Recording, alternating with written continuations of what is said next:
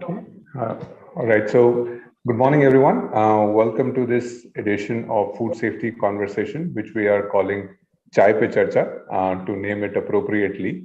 We are celebrating World Tea Day, which is 21st of May, coming up. So we are a little ahead, but hey, why don't we start early? It's a tea party anyway, and it's going to be a long, fun ride from here. So, good morning, everyone.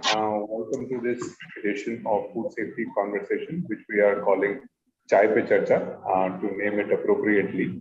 We are celebrating World Tea Day, which is 21st of May, coming up. So we are okay. I think there was a little bit of an internal disturbance, which distracted me. So if we look at the history of tea, it's a really old history.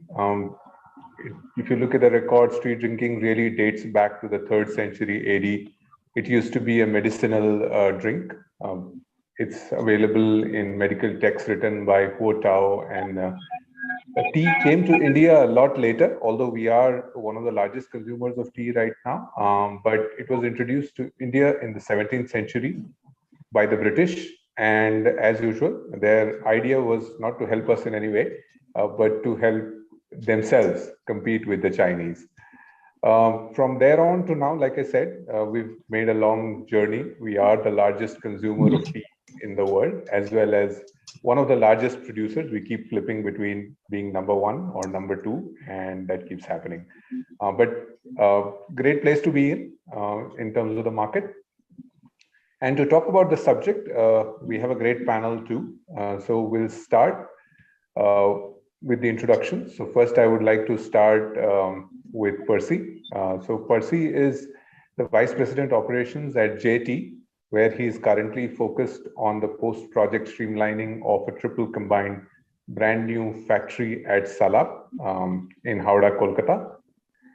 Before Jay, he was with Tata Global Beverages as the lead unit operation. So he led 2 factories there at Aurangabad and Bangalore. He has over 29 years of rich, insightful experience in the years of excellence, including manufacturing quality, operations, regulatory compliance, government licensing, process technology management, product quality, productivity, cost reduction, and safety and statutory compliance. So you name it, and he has it. So welcome, Percy. Thank you. Pleasure being there. Next, we have UJJAL. So UJJAL is the Vice President Supply Chain Operations at Tea Monk. He also handles their exports.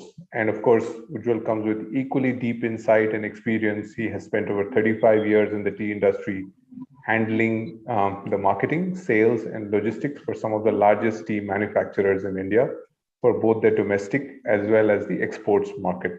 It's a privilege to have him on the panel. Welcome, sir. Sure. And next, we have Rajneesh. So Rajneesh brings the tea to market. So he's our savior, and he runs a quick service restaurant chain called Pappu Chaiwallah, aptly named, which is present across 4 states. It's designed as a perfect hangout destination to spend some good time with friends, colleagues, and family over piping hot tea and complimenting snacks. Of course, Rajneesh has 30 years of experience in the business. He's set up multiple restaurants through his consulting company, Chefs at Work. So yeah, a lot of experience in the F&B. Welcome, Rajneesh. Good morning, everyone, and thank you for this lovely session. And before we start, a little bit about myself. So I'm Ramesh, and I run Food Safety Works. We are a food safety solutions company based out of Bangalore, with offices in Mumbai and Delhi. We help our customers with implementing standards, regulatory compliance, productization services, as well as regulatory around the national and international standards. We'll start with this. Let me start with you, Percy. And the first one is an easy one.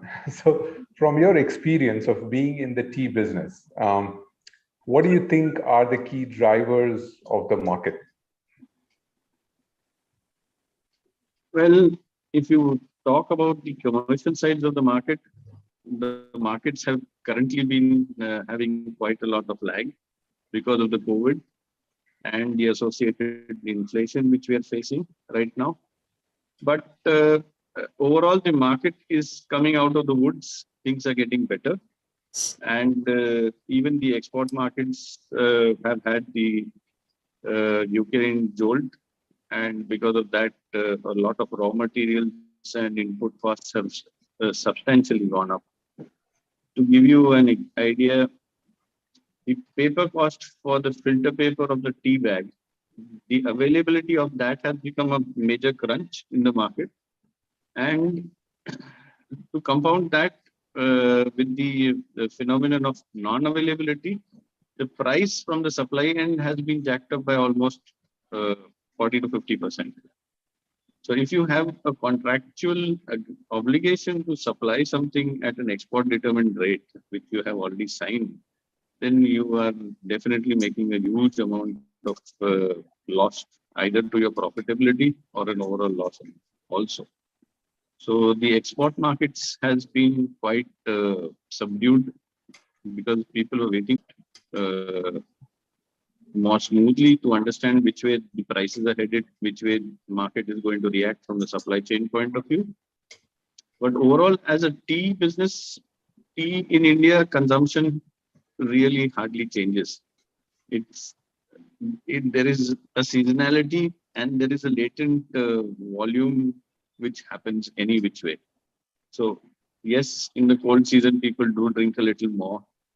In the warm season, warmer months, people are graduating to something which is more colder in nature. But then tea is also evolving. So the iced tea variants and the infusions which Madhu Jayanti is quite famous for are also coming slowly into the market. So overall, the tea situation is quite stable right now.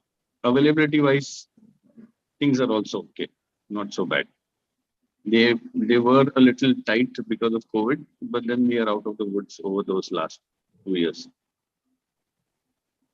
Thank you. Fantastic. I think the inflation or the dollar inflation kind of cuts both ways. While the products become cheaper to export, the packaging material becomes difficult to come. I think that's a standard export market shock that everybody is facing. Yes. And when we were talking to others, they were also shipping issues and prices of shipping has gone significantly up. So yeah, 4/4. So wow. As in, it'd be difficult to. It should be. Yeah, I don't know. How do we even manage 4/4 increase in shipping prices? You But I guess you can't. You either have to tell the get into some kind of an agreement with the buyer that look, we'll try to share the losses, or you don't ship. It's a very silly situation to be in, because in some cases you may have the material and you don't have the container to ship it out. And a regular container which you are selling for $2,000 is coming to you for $11,000. yeah, it's sometimes funny. It's funny that the product is there, and sometimes the logistics cost will become higher than the product. So it then stops making sense. So yeah, I guess we had to actually undergo a major supply chain response, how to absorb this. We had to actually slow down a few things to wait for this crazy numbers to subside. Let those 11,000 requirements come down to something like 6 or 7, and then think about re-exporting. But 7 and 2, there's a big difference in the two. I know. So I guess it is turbulent time. So we'll see how that settles. So getting into the context, so coming to you, Ujjwal, you also have a good understanding of the market. And in addition to exports, you also are dominant in the D2C market, right? So yours is typically a D2C brand.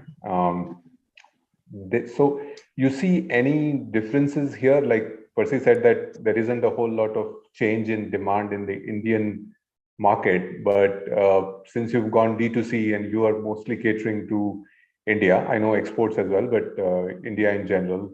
Do you see any differences between your D2C versus the bulk trade? Yeah, what Percy said, I will endorse that in totality.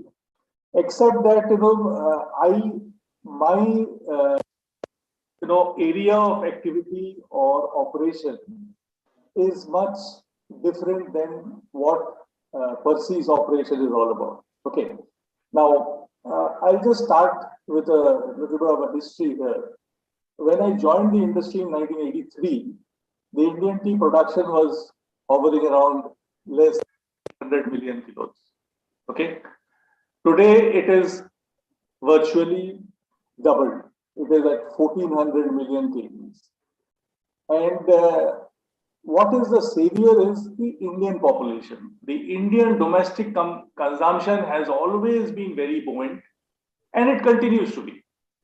So, part has really kept the industry flat. Even in the worst of situations, or even in the economies, whenever we went through a disastrous economical situation. But having said that, exports of Indian teas have always been by default. Okay, it was never by compulsion, it was by choice because of this buoyant domestic market. Now, predominantly, if you see out of the total Indian production that we make is something about 1300 something odd million kilos. It is mostly black teas. Mostly. I mean, I would say something about 96-97% is black tea, which is also the Indian market. Now, my area of activity right now is into the other segment, which is just about 1% of the total production, which is green tea, oolong teas, and white teas. Okay. Now, that is a segment which is gradually growing because of the wellness factors, the health factors. People are more health conscious. They want something. The beverage, of course, tea is a delight to everybody, every Indian, whether it comes in black tea form or now it is slowly, the demand for green teas and tisanes or the summer coolers, the herbal part, that is now, growing. So, and that segment is predominantly middle class society. Okay, middle to the affluent. Whereas the majority of the tea consumption is basically Indian black tea consumption is, it starts from the street hawker who is selling teas at the cheapest price to five-star hotels where they are selling a cup of good Darjeeling tea or a good Assam black tea at say maybe few hundred rupees. Now, the segment that I am talking about is not the black tea segment. Okay. Now, here the middle level, I would say the middle level executive, or the one who goes to a gym before coming to office, or somebody who goes for his regular workouts, he has started showing interest in a little bit of a wellness product of the beverage. That is where we have started, taking this as an opportunity for us, and we are into, getting the tea, that kind of tea, to him directly, not through the retail or through the modern trade, but maybe on the e-commerce platform. So the tea is basically, being delivered to him at a faster thing, much more faster.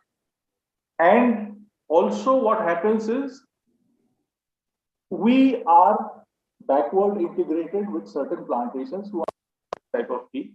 So we procure the teas, we do our own processing, packing it and sending it to the customers. Okay. So the supply chain itself per se has been shortened than the normal, beverage which comes in packets through the modern trade or through the retail. So this is basically a recent development. It developed in the last, I would say, half a decade. It is going stronger and stronger by the day. So we see our future in this activity. Of course, growing, I mean, now it is 1% of the total. Yeah. I'm sure in years to come, the production will go up. And also the per capita consumption of tea in India is very little actually compared to the highest per capita consumption, which is Turkey, which is at 3.3 kilos. Indian consumption is just about 300 grams per annum. So the scope is actually huge. Okay, there are pitfalls, there are labor issues, there are all kinds of things in the plantations. The plantations are not getting the attention that it requires. But having said that, I think the potential of Indian tea is still very huge at every level, beginning from the plantation to the supply chain, to the trade, and to the consumers. So, in a nutshell, this is my observation of the entire, tea world in India. Great, great. I think you are in the most happening place of tea, right? So all the infusions of the herbals and the wellness and the D2C, right? I wouldn't say the most happening, but it is also one of the happening. So the other way also, even the other like Pappu Chaiwallah, he is also in a very good space. As I said, there is enough for everybody. I mean, everybody has miles to cover. Fantastic. I think so. You've already led me to Rajneesh now. So I'm sure there is a lot of things happening in that space. Of course, like you mentioned, UJJAL, in the last, I think, decade or so, there has been a lot of evolution in the tea consumption.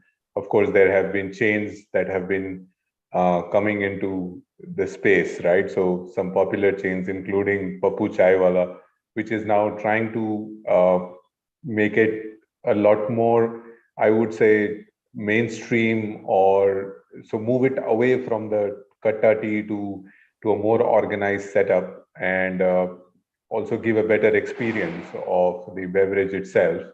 So Rajneesh, you want to kind of share your insights on how you see the market from your vantage point?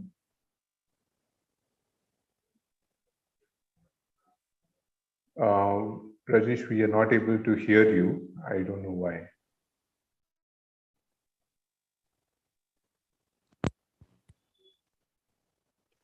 Hello? Yes. Hello? We can hear you now. Okay, cool. Looking into the concept like Pappu Chaiwallah, if you see in today's time, you have got quite a few brands which have entered into this segment of chai, and they're expanding and pan India with the desi kind of a chai that people drink every time. So the thought process when we started Pappu was a similar kind of thing, that people are looking for some spaces where a chai is, you drink a chai with your friends, you drink your chai with your family, you drink your chai when you're a little stressed out or you just need a break. So you come out of your office or you just hang out with your friends. So the whole thought process towards coming up with this concept was, bringing a good quality chai, because in our segment of tea cafes concepts, or the smaller ones, where you get a cup for $10, the quality of the tea leaves used is very, very different. So some places are using only dust, some places, they use a little high end, but most of them are on a side where it is more of a dust chai. In our place, we have made sure the quality of the tea leaves that we procure is on a good a good quality. It's just not dust which gives color, but should have all the flavors. So when you come up with that kind of a chai with the right milk proportion, and we have been able to capture that market, and especially in Bangalore and other cities as well. So chai has been a very, I may say, is that it's every day, like person drinks minimum, if he's in office, he or she is like 4 to 5 times in a day, definitely. They come out for a break and have a quick sip or a cutting chai that is more popular. Or they will spend time. So chai has become very popular, and it used to be. And the only difference is that we are not inclined towards very heavy grade or very complicated Darjeeling and Assam and Ceylon in our place, because people are more happy drinking what they drink at home every day. Regular masala, ginger, or a green tea when it comes to healthy, and Suleimani, which is a black tea with lemon and mint. So that is another chai which people don't, means they prefer without milk. So the concept of tea, which I brought or I thought about, is people enjoy the tea with friends. So that's how we have come up with, and touchwood, things are moving in the right direction. And I think there's a huge potential for many players. If you look at every nook and corner, there are small tea shops, and still they sell tea. So this kind of a tea will never ever go. We are habitual of taking milk tea or a kadak chai. Very nice. And I think, like Ujjwal mentioned, there is a lot of potential for growth. We are just at 300 grams, and Ujjwal and Percy are ready to take it to 3 kgs. So I'm sure some of it will go through Pappu Chaiwallah, right? We are looking for that. Yeah. Coming back to you, Percy. So I think one of the key things in tea, and we talked about a little bit, is the variety in the product, right? So there is the concept. So even though it may come from the same tea garden, there is the first flush, there is the second flush, there is also tea garden based tagging. Then there is, so origin of the tea and the time of harvest and all of that becomes a very complex matter. And there is a lot of reasons to keep track of that, because we all know the price that you fetch on the tea is dependent on some of these characteristics, right? Saying which tea garden it came from, which when it was harvested, what kind of harvesting stuff.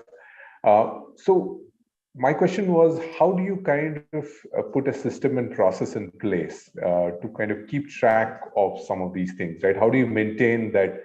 If I were to go and say buy some tea, I don't know, the first flush from I don't know, first flush of Darjeeling tea from Makai Bari, let's say, right? So how do I know that it really comes from there? And what kind of systems do you put in place to make sure that happens?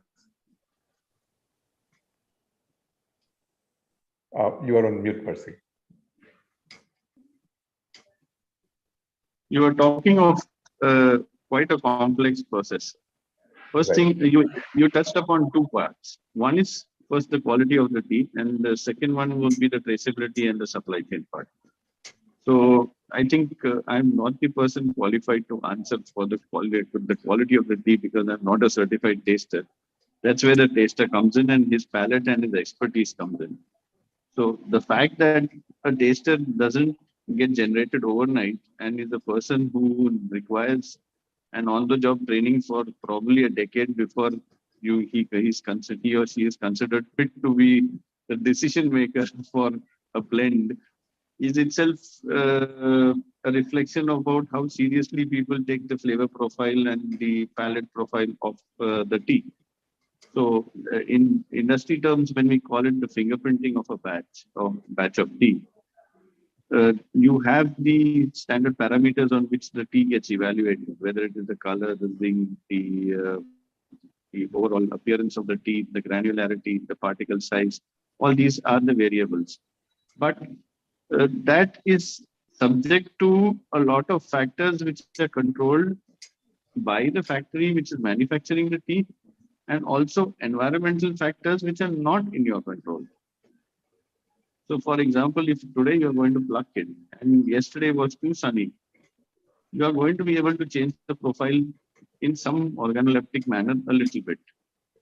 If it's rained too much, it was cloudy for the last week and things were misty and foggy, obviously the flavor profile of the tea will reflect that. But with those fluctuations which are connected to seasonality and weather situations during the annual plucking cycle, it is quite obvious that the first flush is considered to be a tea which people are interested in. The second flush is something also which people are interested in. The quality of the tea in terms of its moisture content and its ability to keep, which most tea marketing companies like Unilever, Tata's, or Smoke-Rai would be interested in, would be the ones which have a consistent flavor profile, which you are able to keep for even a year or two as a buffer stock, which you can use as the base ingredient for blending into the regular tea which comes in throughout the rest of the year. So that's how the concept of blending comes into play. How do you make sure that the palate of the consumer does not sense a variation, irrespective of whether the variation in the agroclimatic production of the tea, the flavor profiles of the tea, the availability of the tea, the variations at the factory level, the higher or lower level of fermentation, the kind of moisture content of the tea, the keeping quality of the tea. All these are variables which any tea marketing company has to overcome. And everybody does it in two ways. One is they have to keep in a certain amount of inventory of the keep teas with them so that the backbone is taken care of. And the daily incoming of tea, whatever you're picking up from the auction every month, you will have to make sure that you blend it to the blend template which you have and make sure that the palette for that particular brand is maintained. So you need to have a huge amount of stringent quality control from the palette point of view, from the visual cues which you're putting in the tea point of view, as well as making sure that the product, when it is being packed, the right one goes into the right brand. So online process quality also becomes a crucial thing. And for this entire operation, the strength of your quality setup, the strength of your supply chain, the traceability which you are hinting at, does play a very big role. So whether you want to buy the tea or not buy the tea is a buyer's call based on the price. But once you buy it, what you're going to do with it is your call, and how you're going to handle it becomes a call which the blender has to then decide. Cool. But traceability wise, you would normally have two kinds of arrangements. One is a long-term arrangement with a plantation in which you have already got an agreement saying that a particular grade of tea of a particular quantity will be picked up by you throughout the year, irrespective of what they do, provided it is good enough for the palette template that they're looking for. So that's a blender's call, but you have a long-term agreement in terms of tonnages which you're going to pick up. And the second option is obviously the option. So you can pick up what is available in the option. But again, that depends on what really are you looking for and what is the template which your current brand, which you're going to incorporate this ingredient into, what does it demand? If it demands that particular grade of tea, then obviously you'll go ahead and pick it up. So traceability can be maintained. The bags are already having the descriptions of the bagan and the lot and the grades. That's not that much of an issue. And now you have the trustee certification, which is helping the plantations to do the right things the right way. So it also is helping. Teapot is doing a good job by promoting the trustee branding, the quality certification which they are doing. So at least there is a lot more standardization in the market now because of that. Got it. So thank you for that. Ujjwal, did you want to add something? I saw you kind of. I will answer this question in two levels. One is, see, we have traversed this journey from basically a bulk tea business into a branded tea business. Okay. Now, what happens is when, say, you talk about the mid 60s or 60s, 70s, 80s, up to that point, hardly any brands, barring the levers and maybe few of the Tata brands. In fact, Tata's, I think, was more into the 90s. Okay. So you really did not have too many brands in the market. It was a loose tea business. Okay. And everywhere you had tea shops, with, storing teas or gardens of, and people go and buy teas from this tea shop by the garden name. I mean, the garden names are more, kind of thing, identity. I mean, people like the Makai Bari or something Happy Valley or, things like that. And of course, the seasonality, is something that the customer in those days really, wants kind of a tea.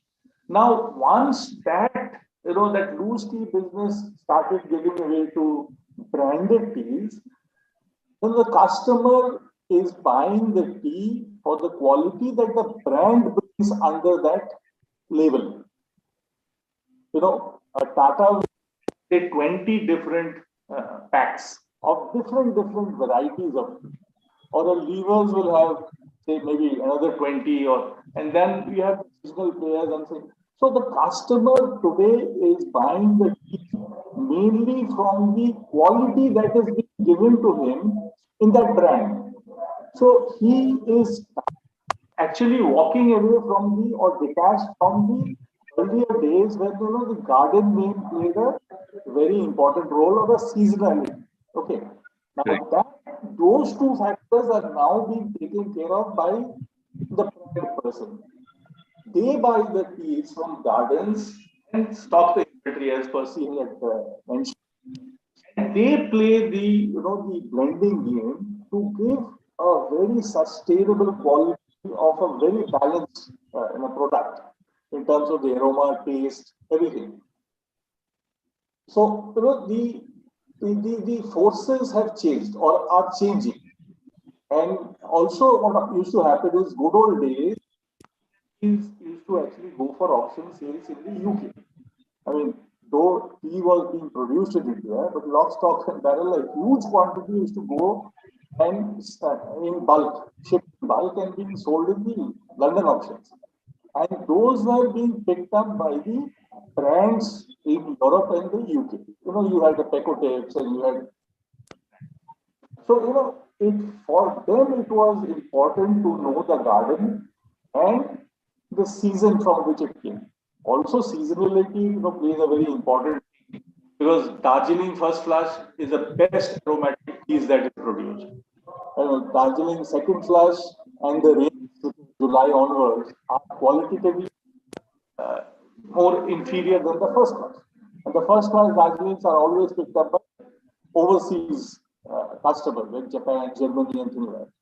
Whereas in Assam, if you see Assam character, the first class teas are all consumed in the domestic market because it does not have a keeping quality. I mean, the tea you cannot. The blender will never prefer a Assam second, the first class. Even if he does, he will use that tea to dispose of that thing in the market. Whereas the second will be much more mature, much more guttier, risker, the color, everything, the characteristics. I mean, so every region has a different characteristics. Now, these characteristics are something which is understood by the blender, who is making and he caters different packs and labels to his cross section of customers. So that is what I thought I'll just add. Got it. No, fantastic point. So now when we're talking about blending and mixing, so now you highlighted at the beginnings that we now have a lot of other wellness brands of the oolongs and the herbal infusions.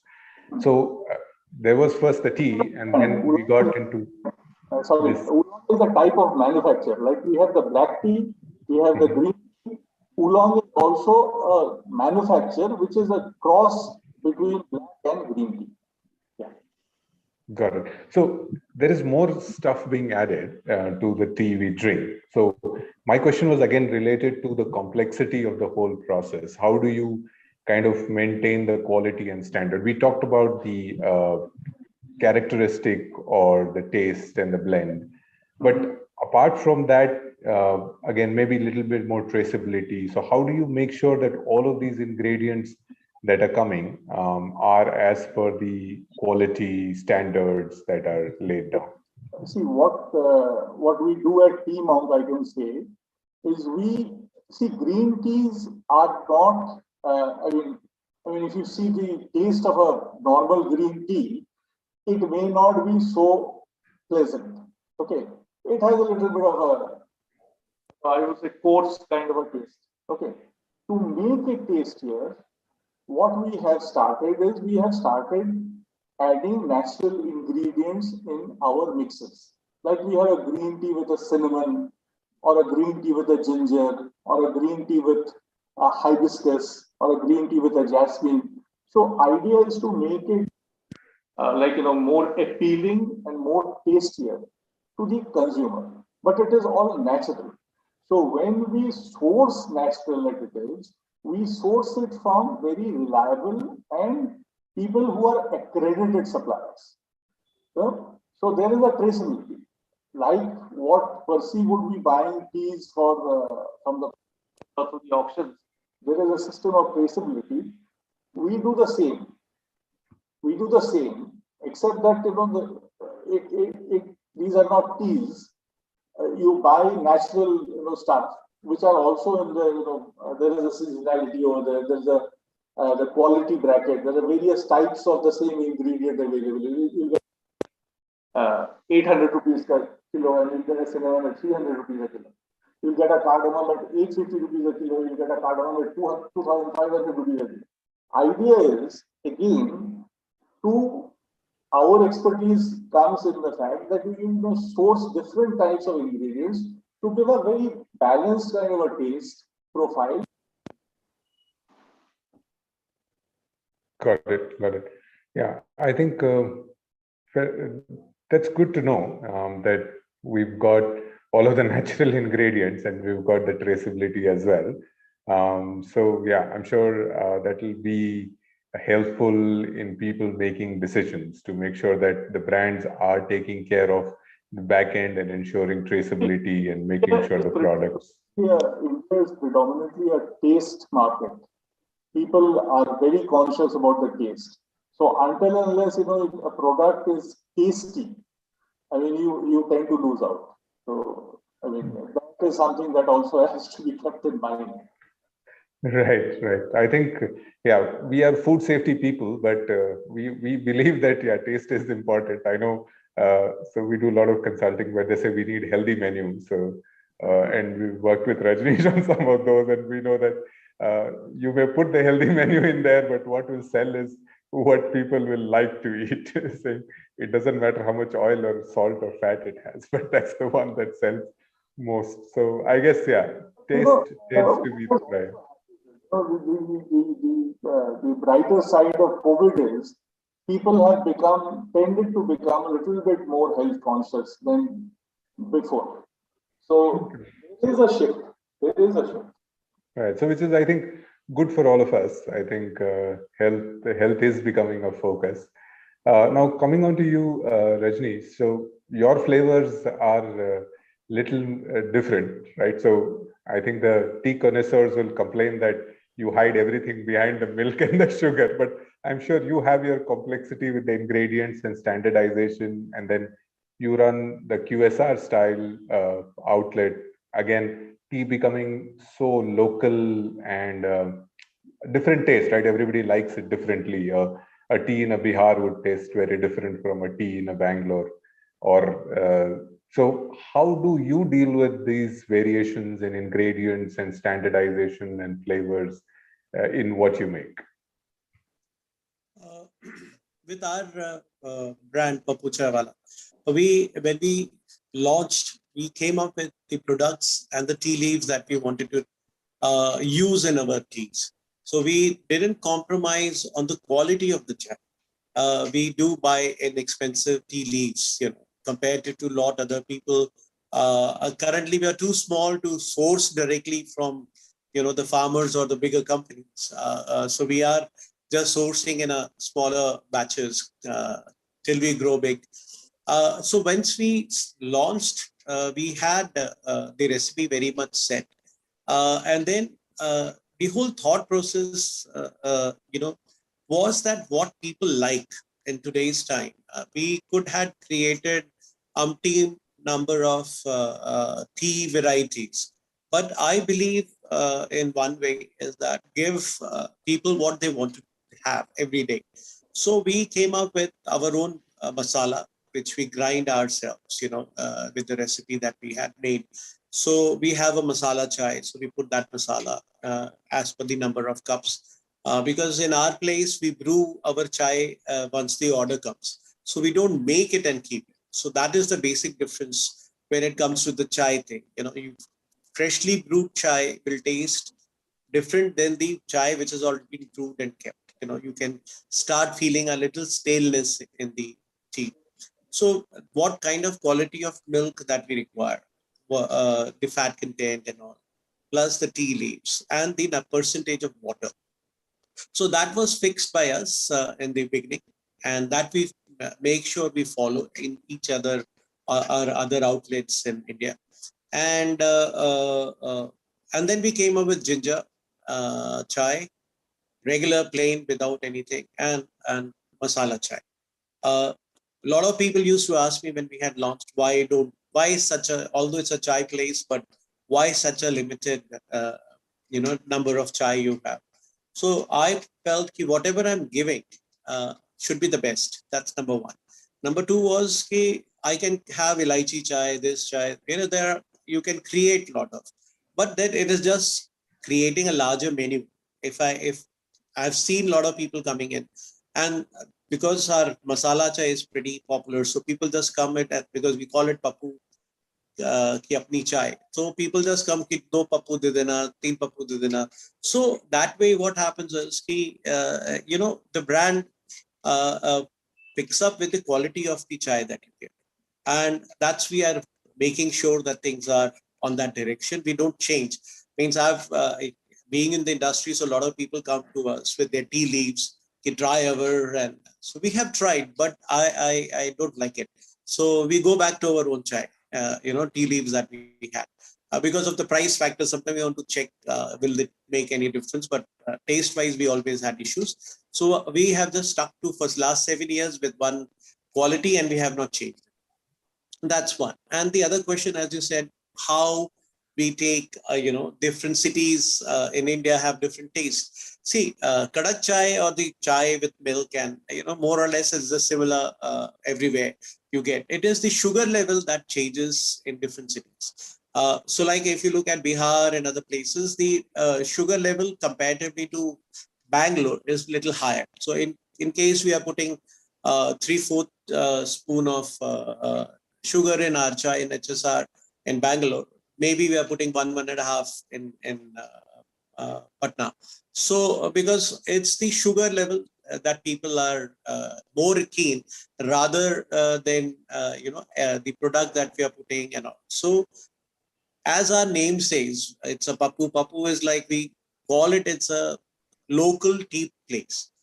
So we have to look into Indian market if we have to survive there. That what are the taste buds of the local people, and accordingly then we change the recipe, but only in the sugar part. Rest recipe remains the same. We have not changed that recipe because we have people from Patna coming to Bangalore, and we have seen people coming from Bangalore and going to Patna, and I've seen them, I've met them in Patna store. So that, we have tasted your chai in Bangalore and we saw it here. So we make sure that the quality doesn't changes. It's only the sugar level as per the city changes. So that is how we control the chai quality, pan-India. Nice. So I think if I may kind of draw one single thread between what everybody said is to kind of control your supply chain, I guess. You should know where your ingredients are coming from, making sure that that comes with consistent quality and standard. And I think as you can ensure that and you can put your process in place, I guess the output you will get, which is also something I think commonsensical, saying if you have a system in which the input is standardized and your process is standardized, of course, your output is bound to be standardized, right? So that's the whole idea of standardization. So I think it's a good reinforcement of that, what we see. Now, coming on to you, Percy. So tea, like we discussed, is fairly a hot beverage. Little bit of iced tea and cold brews now coming in, but generally a hot tea. So in terms of hazards, I think biological hazards are not so bad or not so painful, but there are chemical.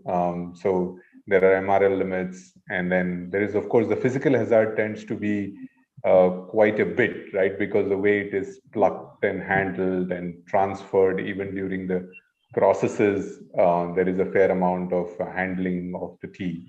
Now, what kind of methods do you guys deploy to reduce these hazards? So both, so I know chemical cannot be reduced as such, right? So those have to be just removed. Those just have to be made sure that you don't apply them at all when you receive your raw material. But for the physical hazards, which tends to be a complex one, how do you deal with that in your industry? Percy? Yeah. I am not a tea producing guy, but I can tell you a few things which I'm aware of. First thing is the plucking of the tea has to happen at the right time. Then you have to make sure that at the withering stage, you are handling the teas correctly. Once you have finished the withering part of the tea, when you are crushing the tea, you will be eliminating a large part of the foreign matter right up front. But once you have crushed the tea, you will be generating a lot of fiber, which is not what you are interested in at the stage of the tea production. So generating a lot of fiber is actually a byproduct of the tea process itself. And that has to be sieved out. It has to be electrostatically pulled out of the product stream, because those are not considered to be desirables. And they don't really contribute to the product profile as such, other than just give it a mass. So you will be basically increasing the bulk of the tea, but not adding any flavor profile to the product. And in fact, probably you might end up putting in some tannins into the product and a little bit of deteriorating an undesirable characteristic into the tea if too much of fiber is sitting inside your blend. So that is one way. From the process point of view, at the factory levels where we are doing the packaging and the tea bagging part, most of these factories will be following all the GMP norms and the FSMS norms which are required. Most of these exporting companies would have a GFSI certified standard already in place. So you would have a BRC or an IFS or something of that equivalent available. So the infrastructure wise, there is no problem. Everything is SS. All your blending areas are covered. The access control of the factories are covered. Your process streams are covered. You have several meshes everywhere. You have all kinds of vibrosifters to take out foreign matters. And bulk density wise, if you are grading your tea correctly, you will have to make sure that that is taken care of during your process. And last but not least, you have static, electrostatic fiber control mechanisms put at the pre-blending stage to take out any fiber which is still available over there. Any foreign matter contamination thereafter is an incident. You should ideally not have it. So it would be a system violation if you are having foreign matter at the product stage, even just before packing. So you should ideally be quite okay at the product stage, well before you are putting it into the packet or into the tea bag. Correct. So like we call it, it would really be an escape, and yes, which will need to be tracked and a root cause done for that. Yes. Right.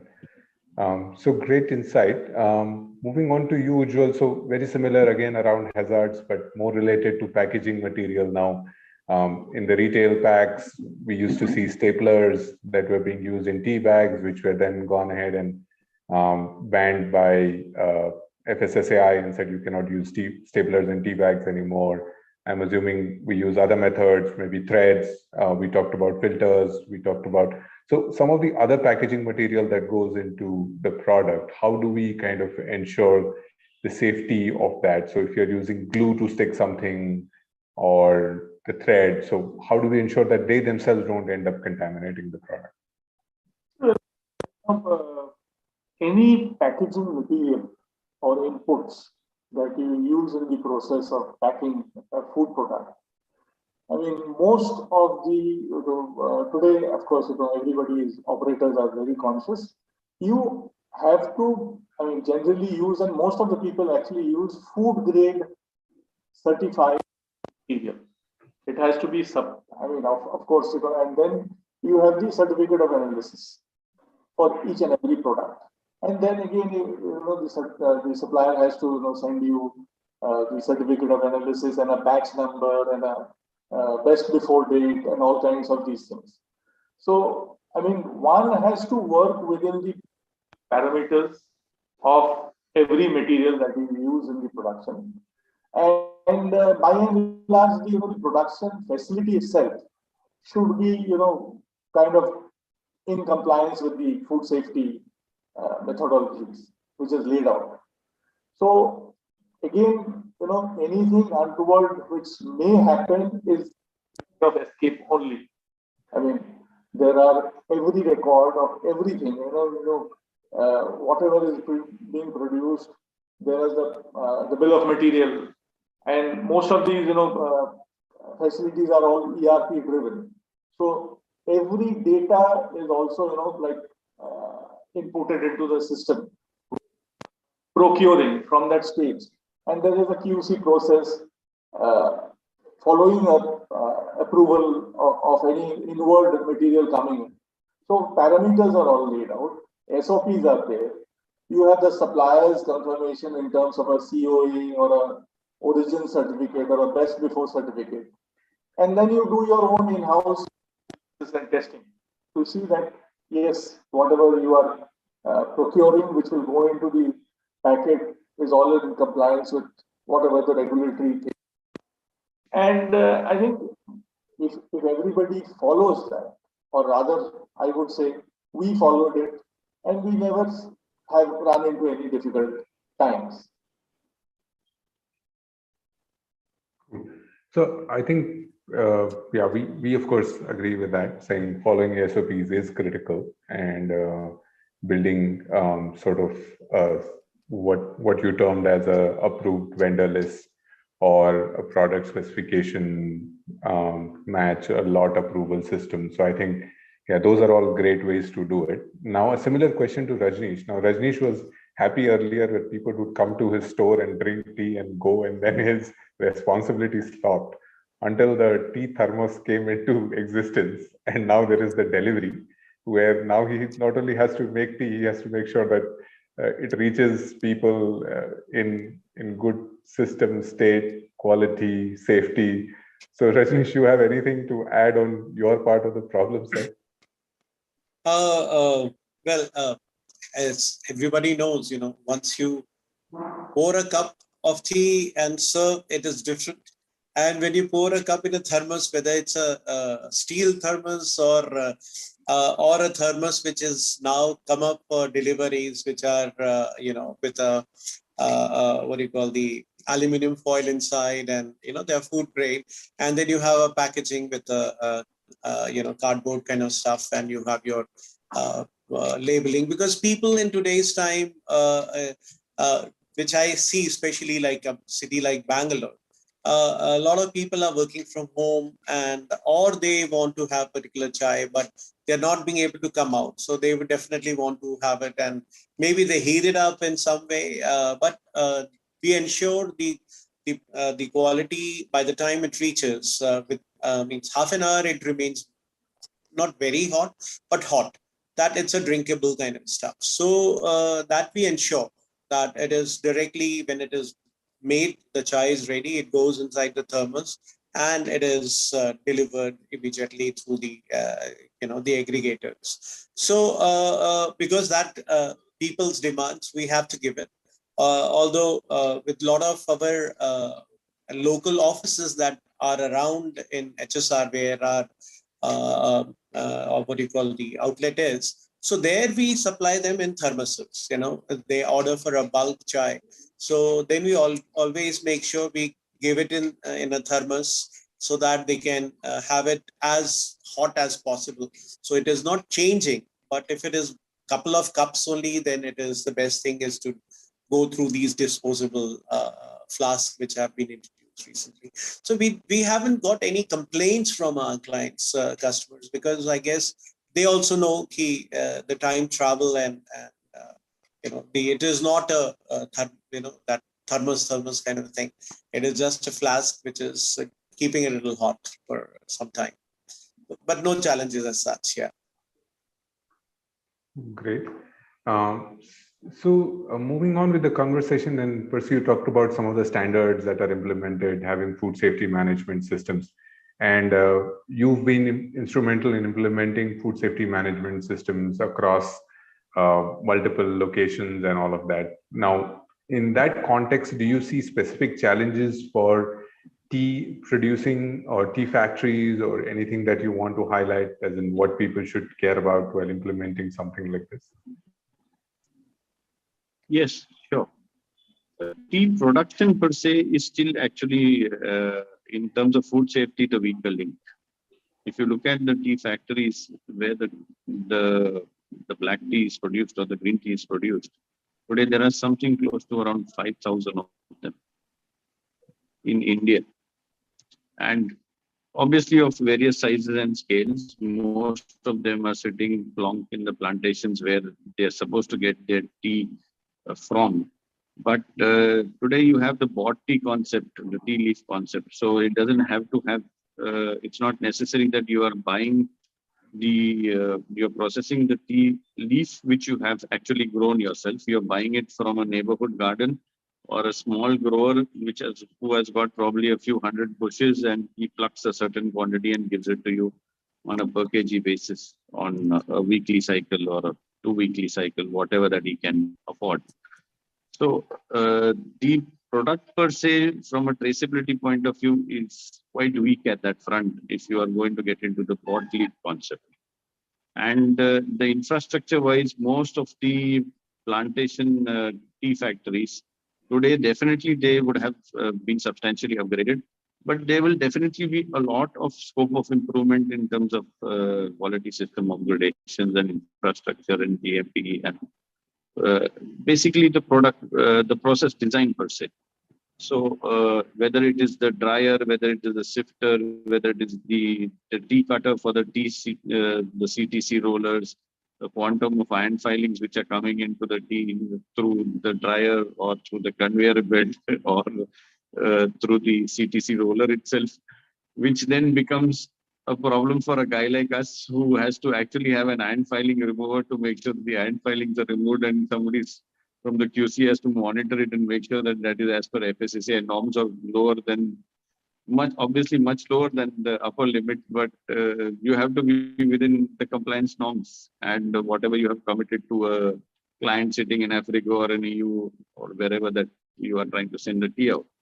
So I don't think the tea packaging business per se or the tea bag business per se requires much of upgrades, though you have different kinds of suppliers in each industry. So you will have some guys who are non-FSSAI certified, non-FSSC certified or GFSI certified operators. But most of them today, if they are exporters, they would definitely be a GFSI certified plant, and which is third-party certified. So infrastructure-wise, you should not have any issues. System-wise, you should not have any issues. Traceability-wise, you should be okay. Product consistency-wise, obviously, you should be okay. Otherwise, you won't have a market to cater to. And basically, most of these people who are in the trade for long periods of time, they will have to ensure that they are living up to the commitments which they give to the customer. So if you are certifying a particular product quality at a particular price point, then you have to live up to it. You can't be lower than that. So prima facie, from a quality systems point of view, I think those are the challenges. Correct. So I think while our packing and all of that infrastructure has improved, looks like our production or the tea manufacturing facility has not caught up. And it's a much bigger challenge. It's a much bigger number. Right. And those are much more traditional in nature. So yeah. So I'm one sure of the T-board is factories doing something. But one of the factories I visited, they still use firewood. I'm assuming that is how it works. Most of the plantations, they use firewood, and there is smoke and dust and ash everywhere. So I'm sure some of that is getting added into the product too at some level or the other. God forbid if the smoke comes into your tea, the buyer is not going to buy it. Okay. So you So have at to be least very there careful with that. Yeah. Okay. So I think there is incentive to control the smoke, but yeah, it just makes me, from the visit to the factory, it just makes me feel that there is so much scope for contamination, and the controls sort of seem to not exist. Can be a lot better. Yeah, Definitely yeah. can be a lot better. Sure. So I think moving on to processes, to now the next tricky question, which is the labeling. Now you've got the teas, and then you've got the infusions, and then you've got now tea which does not contain teas. The things like bubble tea, instant tea mixes, herbal tea, hibiscus tea may not contain tea at all. So how does the customer get to know? So what kind of a controls or kind of labeling things we kind of need to do to make sure that this is getting communicated? So that's, I think Ujjwal is affected a lot more by this. Also, he plays into the market. So your thought on how we should be kind of packaging, labeling to make sure that the customer is getting the clarity on the product that he or she is getting. Yeah. So our labels are very comprehensive actually, and now it's in compliance with the FSS norms of labeling. So declarations are very, very crystal clear and transparent, both in the face of the products, as well as in our case the portals. So the portals do a lot of propaganda for us, for promotional education to the customers. So we try and as comprehensive as possible with all the compliance statutes, and idea is to tell the customer that what he is buying, what he is getting inside it. I mean, when we are selling some herbal, we don't call it tea, we call it herbals. Or if we are making some iced tea concoctions, we make it to call it iced tea tisane. So it is something. The idea is not to hoodwink the customer, but to make it very plain and simple to him. I mean, wherever tea is being used, we call it tea. But if there is some certain concoctions of herbals or things which are not, where tea is not present, we don't use the term tea at all. Whilst it may be on the packages or in the promotional literature that goes alongside the product on the portals or in any of the commerce platforms. So idea is, though T-board has said that tisanes or herbals can also be called tea. I mean, there is absolutely no anything complexity on that one. It's a clarification from the highest tea authority in India. But then we have refrained from taking advantage of that. And then I think ourselves with all these FSSI statutes which come from time to time, and we make our labels and promotional literature in compliance with all the. Got it. So I think when it comes to talking to the consumer, I think it makes sense to be more conservative than anything else. So I think that's the rule you follow. Of course, there are enough people who are happy to violate those and sort of put all kind of things. But I personally believe that when you are handling a brand, any brand for that matter, I mean, there's a lot of responsibility which goes alongside the brand. I mean, it's no point looking at it as a short-term winning score. One has to look at a very long-term perspective when you're looking at a brand, when you're involved with a brand. Say, for example, we talked about all the safety measures and everything in the backward integration, okay, in the plantation, in the processing, everything. But the end of the day, customer buys a brand, he only knows you. He is not doing the plantation or what is the infrastructure at the plantation. So the brand has to take all the responsibility for the entire backward integration which has gone behind the product. So it is something that one has to be very ethical about. Right. And I'm sure, and the more progressive brands are getting more aware, and I think there is fair amount of responsibility, especially the newer age brands do take this seriously. I'm sure older age brands also take it seriously, but I've seen it. So we work with a lot of new age brands, and we do see that they put a lot of stress on some of these things.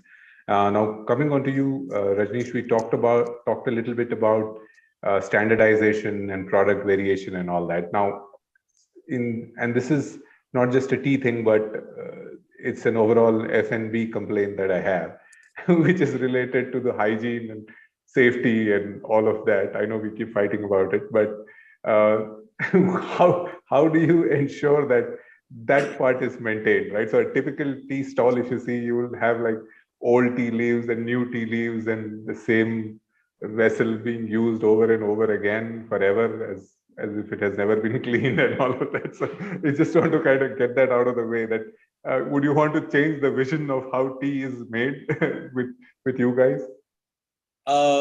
As I told you, in our company, we don't we make the tea only when an order comes. So that is the first thing that we make sure that the tea pot that is being the brewing place that it happens, it is always clean, fresh. So we have a couple of teapots.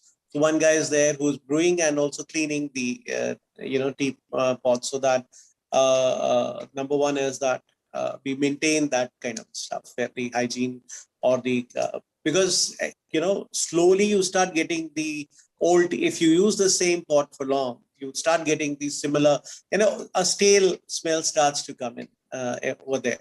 And a lot of people do this, these smaller places where you have to sell a tea for $7 or $10, So what they keep on doing is they keep on adding milk to the same tea leaf and add little fresh tea leaves, so that the color comes from the fresh one, and the old tea leaves help them to get the flavor and the taste, the strengths that they require. So they keep on adding and just to cut the cost, because at the end of the day, tea leaves for them is expensive.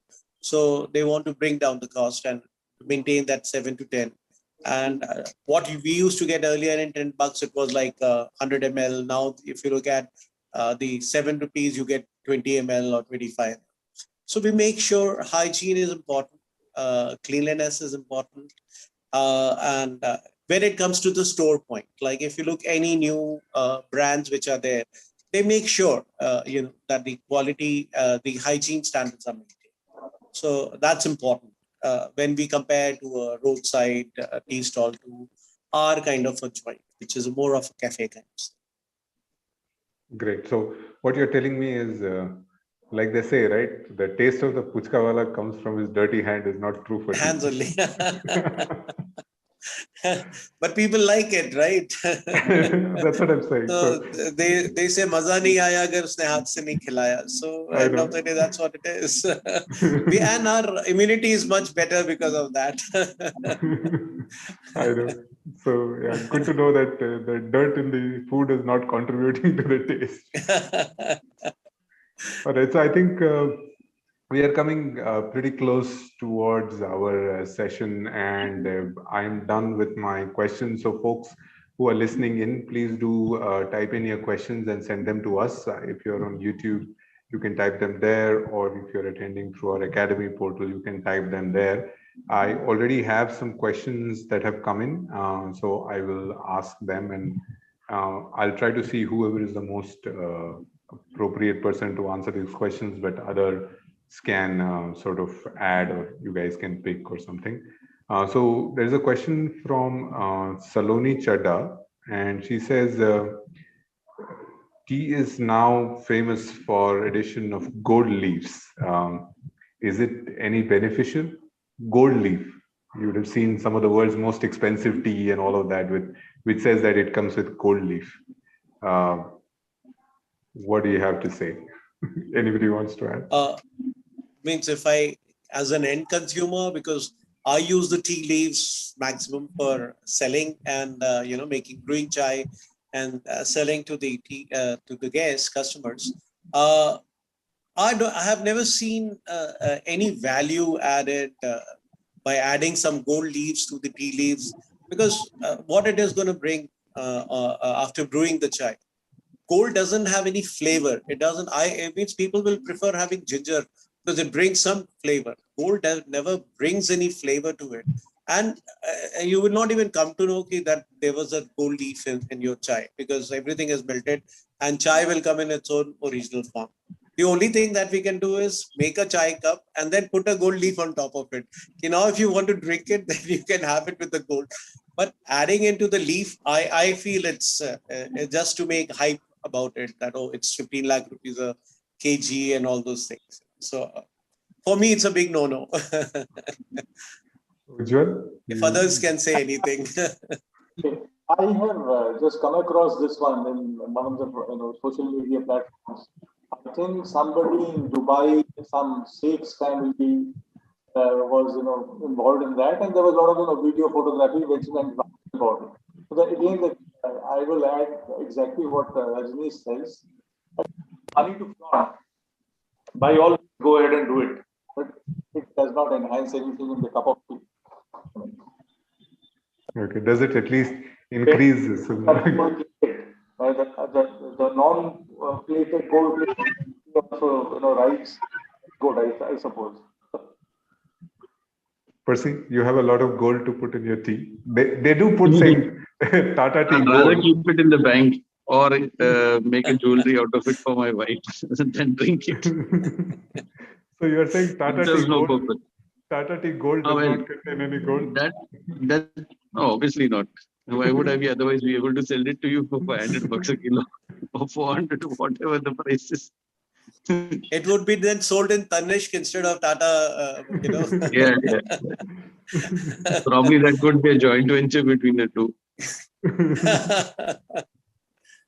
Nice. I think a good question. So another question is around labeling. So is nutritional labeling mandatory or optional is the question.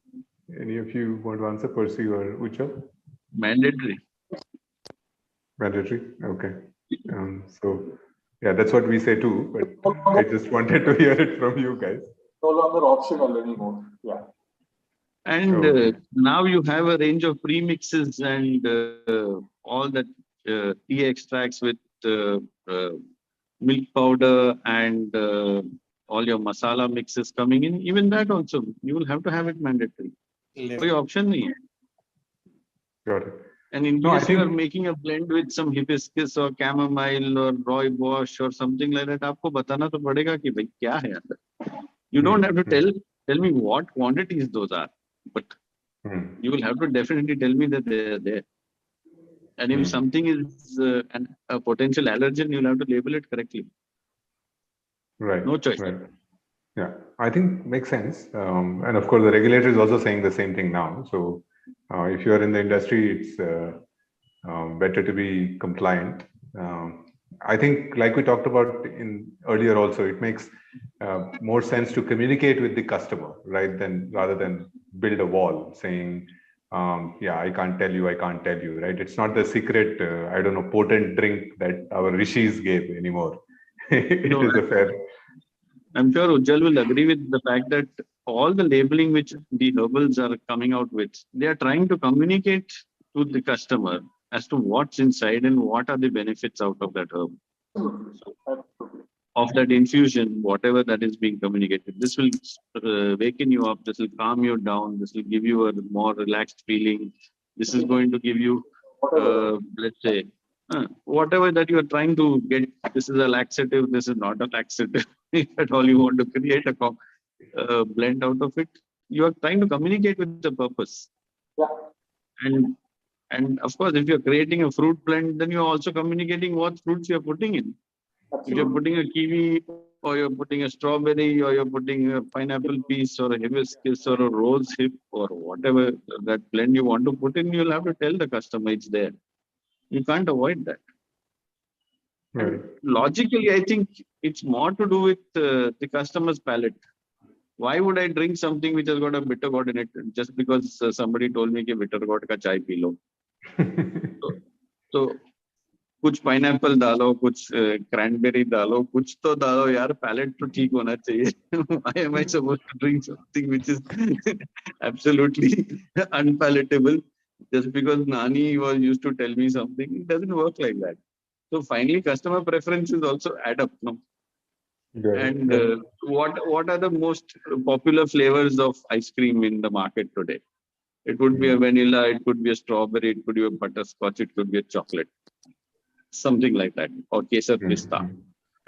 Now, if you expand that logic to the tea, people would like a chamomile if they're really very exotic, but most people will like to have a green tea with a lemon or a honey in it, or a green tea with a little bit of ginger and honey in it, or somebody wants a green tea with a cinnamon in it.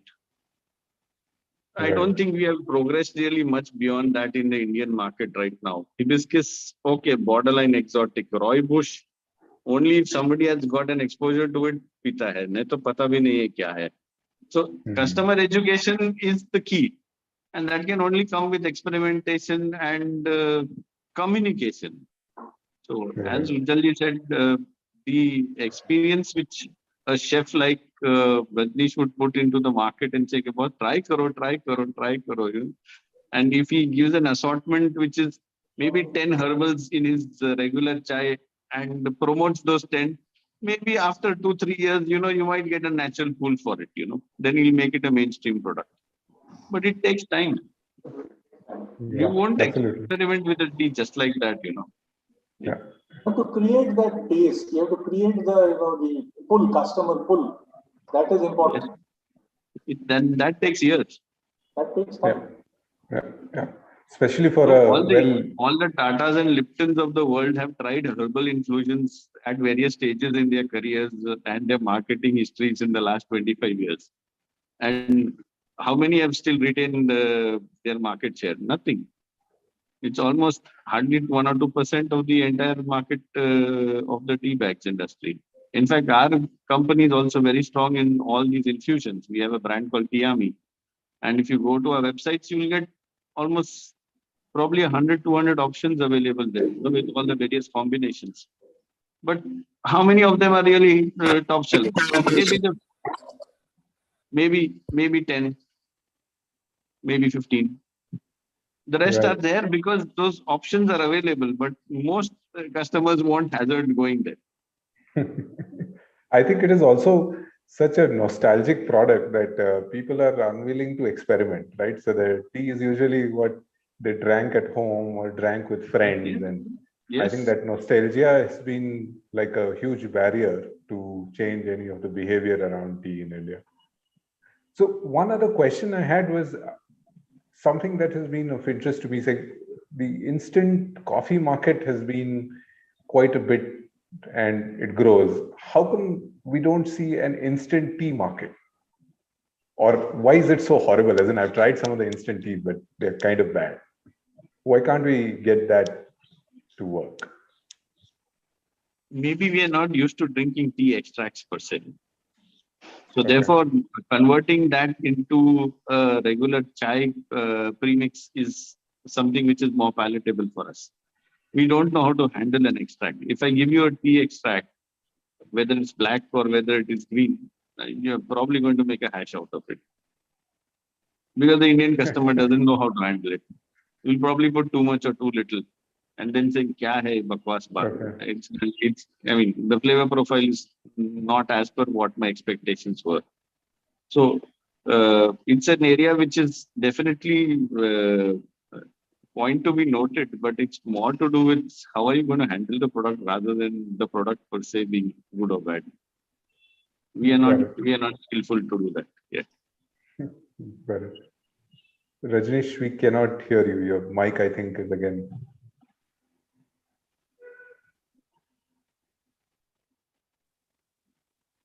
No, still not. I think there's something with the jack or something. No.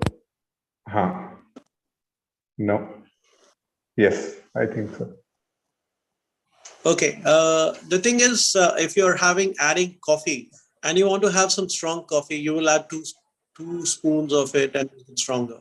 But to really have a strong chai or a kadak chai, you really need to brew it, and some people like it light brew, some people like very strong, so it's an individual's taste. That is one of the reasons that instant teas are not that popular. Even the tea bags with means the tea you get in premixes, comparatively to coffee, they're not that you don't enjoy that. You can still have a coffee because in India the coffee is something which people in a lot of places have only with milk.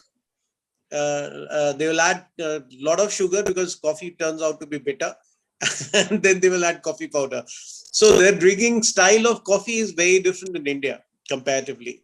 But the chai remains, you have to brew according to your level of kadakness. So that is one of the reasons I don't think instant teas have become popular. Cool. So I think we can continue this discussion. After all, there are so many discussions that happen over tea.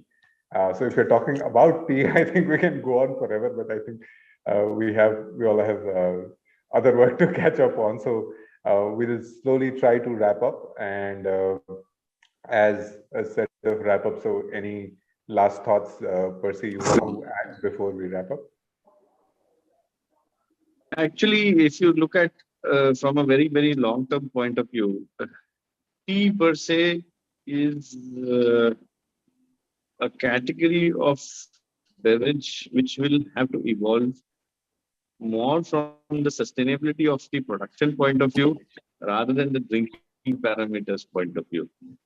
The availability of tea, there's a detailed study which has been done as to how the global impact of climate change is going to affect the tea plantations.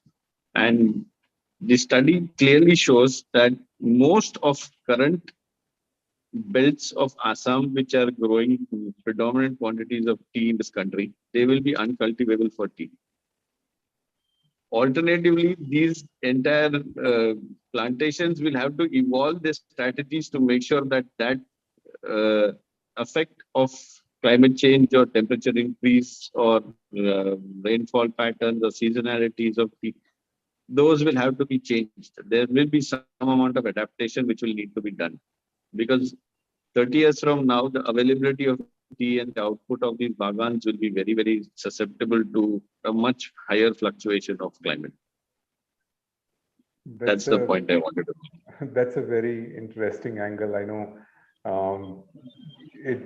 sustainability has been the point of pondering for everyone, but I see that when you mentioned that it's probably going to affect the tea more than any other, I'm sure it'll affect other produce as well.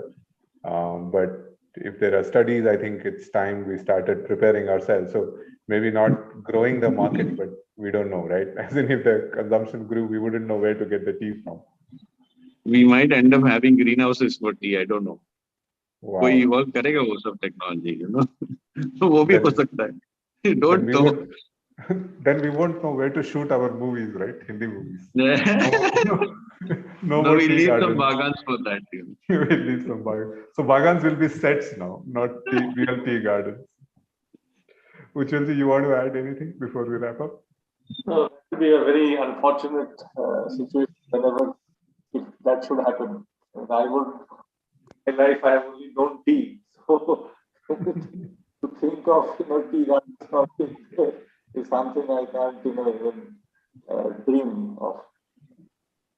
It's system. When a person works for 3-4 decades in a particular industry, the industry grows on you. I think most of the people who are associated with the same industry, panelists, they must be feeling the same.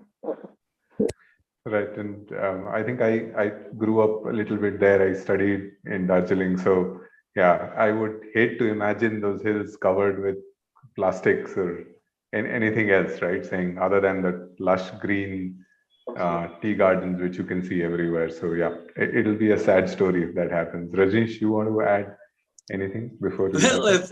if that's the case, chalo, currently it is okay. We are Pappu Chaiwallah is growing. I don't know about 30 years where the brand will be, and Pappu coffee wala. I don't know if I'll be able to see that.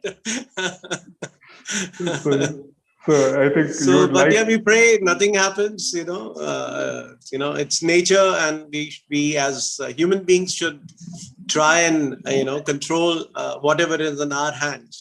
And make sure we give a safe earth to our generations. We don't give them a something which is to be seen in a movie.